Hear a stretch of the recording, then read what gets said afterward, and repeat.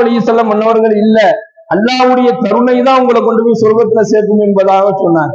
அப்ப அல்லாஹ்வுடைய கருணை இருந்தாதான் சொர்க்கத்துக்குள்ள போக முடியும். அல்லாஹ் யார நாடுறானோ அவங்களை சொர்க்கத்துக்கு அனுப்புவான். அதே போன்றுதான் அல்லாஹின் மீது யாருடைய கருணை இருக்குதோ அவங்களுக்கு தான் அல்லாஹ் மன்னிப்பான்.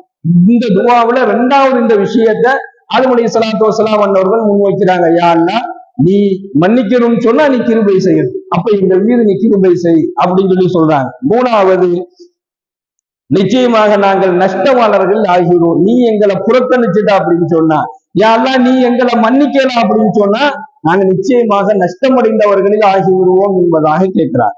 இந்த துவாவில் 3 வகையான பாடத்தை அல்லாஹ் நமக்கு கற்றுக் கொடுக்கிறான். நம்ம அல்லாஹ்விடத்துல கையேந்தும் பொழுது முதல்ல பாவத்தை ஒப்புக்கொள்ளணும். இரண்டாவது, அல்லாஹ்விடத்துல அவனுடைய மன்னிப்பை எப்படி கேட்கிறோமோ அதே போல அவனுடைய கருணையை, கிருபையை கேட்கணும்.